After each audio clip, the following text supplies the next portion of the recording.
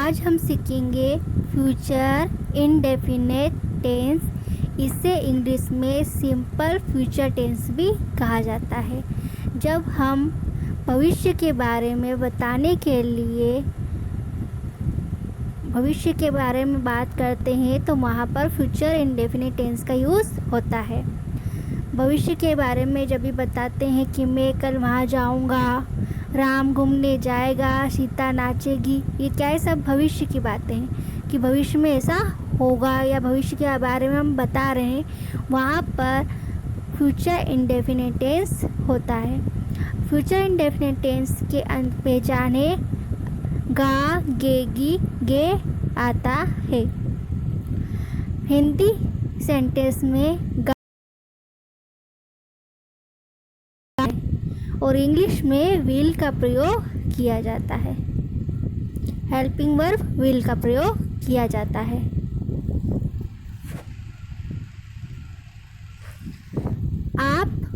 आज आप इस वीडियो में सीखेंगे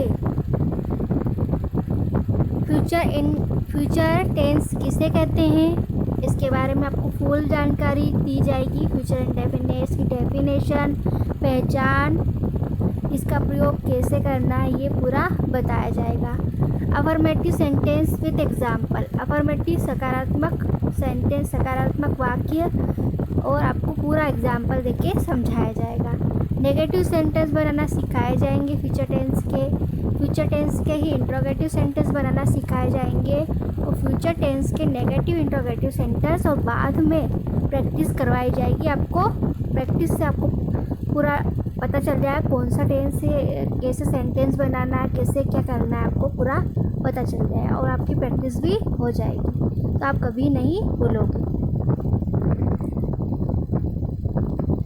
सिंपल फ्यूचर टेंस, भविष्य के बारे में बताने के लिए फ्यूचर इंडेफिनिट टेंस का प्रयोग होता है। सब्जेक्ट के साथ विल का प्रयोग होता है। हिंदी सेंटेंस के अंत में गा, के, की, गे आता है। जब भी हम फ्यूचर टेंस की बात करेंगे वहाँ पर हिंदी सेंटेंस में गा, के, की, गे, गा, गे, की आता है। सब्जेक्ट के साथ विल का यूज़ होता है। हेल्पिंग वर्ब किसका यूज़ होता है? विल का यूज़ होता है। फ्यूचर की जब भी बात करें आप तो इंग्लिश में विल आएगा। हेल्पिंग वर्ब कौन सी यूज़ होती है? विल ही यूज़ होती है फ्यूचर के लिए। भविष्य की जब भी आप बात करें तो एक बात माइंड में हमेशा याद रखें कि विल का प्रयोग किया जाता है। और अंत में क्या आएगा? हिंदी में गा की पहचान। हमने फ्यूचर टेंस तो समझ लिया कि भविष्य के बारे में बता रहे हैं तो वहाँ पे फ्यूचर टेंस का प्रयोग किया जाता है, पर हम उसको पहचानेंगे कि ये फ्यूचर टेंस का सेंटेंस है या नहीं।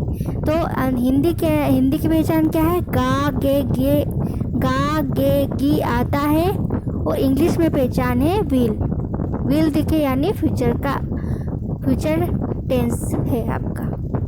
इतना समझ में आप क्या होगा आपको कि डेफिनेशन समझ में आ गई होगी, उसकी पहचान समझ में आ गई होगी। एग्जाम्पल देख लेते हैं और अच्छे से समझ में आ जाएगा। राम घूमने जाएगा। अब यहाँ पे देखिए गा, हिंदी सेंटेंस के अंत में क्या रहा है? गा। राम घूमने जाएगा, सीता नाचेगी, यहाँ पे गी आ रहा है, तो ये भी फ्यूचर टेंस का हुआ। I will go to Jammu next month. अब यहाँ पे विल आ रहा है। इंग्लिश का सेंटेंस देखिए, यहाँ पे विल आ रहा है। विल है मतलब फ्यूचर टेंस है। सिंपल फ्यूचर टेंस आपको पहचानना आ गया होगा अभी तक कि गा, गे, गी आए और इंग्लिश में विल आए, तो ये क्या है? फ्यूचर इंडेफिनिट टेंस है। हमने अभी तक सीखा इसकी डेफिनेशन, इसकी पहचान सीख ली हमने। अब इसके अफर्मेटिव सेंटेंस बनाना सीखते हैं। अफर्मेटिव सेंटेंस यानी सकारात्मक वाक्य। स्ट्रक्चर ऑफ सेंटेंस, इसका स्ट्रक्चर देख लेते हैं कि अफर्मेटिव सेंटेंस कैसे बनाएंगे। सबसे पहले सब्जेक्ट, फिर विल। भविष्य की बात कर रहे हैं तो विल आएगा। मैंने आपको पहले ही बता दिया कि भविष्य की जब भी बात करेंगे यानी फ्यूचर की बात करेंगे तो विल होगा ही होगा, will. Subject plus will plus main verb, main verb यानी वर्ब की फर्स्ट फॉर्म। मेन वर्ब को बेस फॉर्म भी बोलते हैं और बेस फॉर्म को वर्ब की फर्स्ट फॉर्म भी बोला जाता है। Plus object, subject plus will plus main verb plus object. अब देखिए इस सेंटेंस में दे हमारा क्या है, सब्जेक्ट। दे के बाद हमने क्या लगाया, विल लगाया। मेन वर्ब हमारे क्या है, कम, और ईयर हमारा ऑब्जेक्ट। वे यहाँ आ जाएगी, वे यहाँ आ जाएंगे, they will come here. Sentence बनाना आप सीख जाएंगे। देखिए अफर्मेटिव सेंटेंस का स्ट्रक्चर क्या था, सब्जेक्ट लिखेंगे, सबसे पहले सब्जेक्ट ढूंढेंगे। वे क्या है यहाँ पे हिंदी में, देखिए वे हमारा क्या है, सब्जेक्ट। वे क्या है हमारा, सब्जेक्ट। वे क्या है हमारा, सब्जेक्ट। तो वे की इंग्लिश क्या है, दे के साथ क्या लगेगा, विल लगेगा। और कम आना, कम हमारा क्या है, वर्ब की फर्स्ट फॉर्म है। और ईयर यानी यहाँ, वे यहाँ आ जाएंगे, दे विल कम ईयर। अब नेगेटिव सेंटेंस बनाना। अभी हमने देखा कि subject plus will plus verb की फर्स्ट फॉर्म प्लस ऑब्जेक्ट। अब नेगेटिव सेंटेंस बना रहे हैं तो आपको नोट जोड़ना पड़ेगा। कोई सा भी सेंटेंस आप नेगेटिव बनाएंगे तो नोट लगता है, बस इतना याद रखना है, ठीक है। नेगेटिव बनाते हैं तो नोट लगता है। अभी हमने सीखा subject plus will plus subject plus will verb की फर्स्ट फॉर्म प्लस ऑब्जेक्ट। अब यहाँ पे हम सीखेंगे सब्जेक्ट प्लस विल, वही स्ट्रक्चर है, बस नोट आ जाएगा।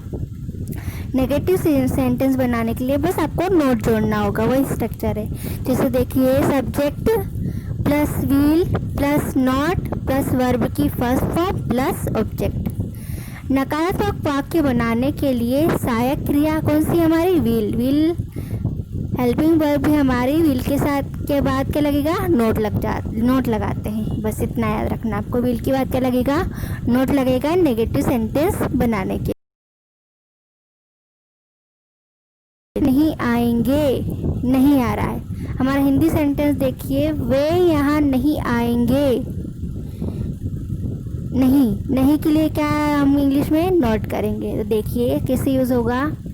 वे की इंग्लिश क्या है, दे लिख लिया हमने। दे के बाद हमारी हेल्प फ्यूचर की बात कर रहे हैं तो क्या आएगा, विल नॉट आएगा, विल नॉट लगा दिया। Come here, they will not come here, वे यहाँ नहीं आएंगे। पहले हमने पढ़ा था वे यहाँ आएंगे और बस हमने यहाँ पे नहीं का प्रयोग कर दिया तो इंग्लिश में नोट आ गया, बस सेंटेंस वही बना। इंट्रोगेटिव सेंटेंस बनाने यानी प्रश्नवाचक वाक्य बनाने का स्ट्रक्चर है आपका, हमारी हेल्पिंग वर्ब सबसे पहले आ जाएगी। बस इतना याद रखना है आपको कि हमारी जो हेल्पिंग वर्ब विल है वो सबसे प्रश्नवाचक चिन्ह बनाने में विल का प्रयोग सबसे पहले होगा, फिर सब्जेक्ट का प्रयोग होगा, फिर वर्ब की फर्स्ट फॉर्म आएगी, फिर ऑब्जेक्ट आएगा। विल हमारा सबसे पहले आएगा, सब्जेक्ट आएगा, फिर वर्ब की फर्स्ट फॉर्म आएगी प्लस ऑब्जेक्ट आएगा। प्रश्नवाचक वाक्य में विल सहायक क्रिया के साथ शुरू होता है। हमारी हेल्पिंग वर्ब कौन सी है, विल। पूरे फ्यूचर इंडेफिनिट टेंस में विल का ही प्रयोग होगा, भले ही वो हमारा अफर्मेटिव सेंटेंस हो, नेगेटिव सेंटेंस हो, इंट्रोगेटिव सेंटेंस हो, सब में विल का प्रयोग होता है। अब देखिए विल सबसे पहले आ जाएगा, विल दे कम ईयर, क्या वे यहाँ आएंगे, हमारा क्वेश्चन बन गया। बस दे को हमको पीछे रखना है, विल को हमको आगे लेके जाना है, जो हमने अभी पहले सीखा। विल दे कम ईयर, क्या वे यहाँ आएंगे, क्या वे यहाँ आएंगे। विल को हमने सबसे पहले लिख लिया, विल दे कम ईयर, क्या वे यहाँ आएंगे। Negative interrogative sentence, WH family plus will plus subject plus not plus verb की फर्स्ट फॉर्म प्लस ऑब्जेक्ट। जब भी आपको नेगेटिव इंट्रोगेटिव सेंटेंस बनाना हो तो नेगेटिव के लिए नॉट, और इंट्रोगेटिव के लिए वही क्वेश्चन मार्क का, तो अब उसको जोड़ देंगे तो WH family plus will plus subject plus not plus verb की first form plus object. Example देखिए, मोहन तुमसे क्यों नहीं मिलेगा, मोहन तुमसे क्यों नहीं मिलेगा, ठीक है, अंत में क्या आ रहा है, गा, ठीक है। अब देखिए क्यों, क्योंकि इंग्लिश क्या है, वाई। अभी हमने देखा WH फैमिली पहले आएगी, ये हमारा हिंदी में क्यों आ रहा है, तो हम इंग्लिश में लिखेंगे वाई, वाई सबसे पहले आ जाएगा, वाई। उसके बाद हम किसका प्रयोग करते हैं, व्हील का प्रयोग करेंगे तो व्हील आ जाएगा। सब्जेक्ट हमारा क्या है, मोहन, मोहन आ जाएगा, फिर नोट लग जाएगा, वर्ब की फर्स्ट फॉर्म मीट, मीट आ जाएगा, और ऑब्जेक्ट हमारा यू है। तो हमारा सेंटेंस बना, why will Mohan not meet you, why will Mohan not meet you. आपने अभी तक जो भी सीखा उसके हमने प्रैक्टिस बनाए हैं, कुछ सेंटेंस बनाए हैं 5 यहाँ पे। आप एक एक का कॉपी उठाइए और ये सेंटेंस बना के देखिए। मोहन तुमसे मिलेगा, मोहन तुमसे नहीं मिलेगा, मोहन तुमसे कम मिलेगा, मैं कल सुबह आऊँगी, क्या वे एक नई कार खरीदेंगे। आप इसकी पहले प्रैक्टिस, आप इसको सेंटेंस बना के देखिए। आपको नहीं आता है तो वापस से ये वीडियो देखिए और इसके आंसर अगली स्लाइड पर है।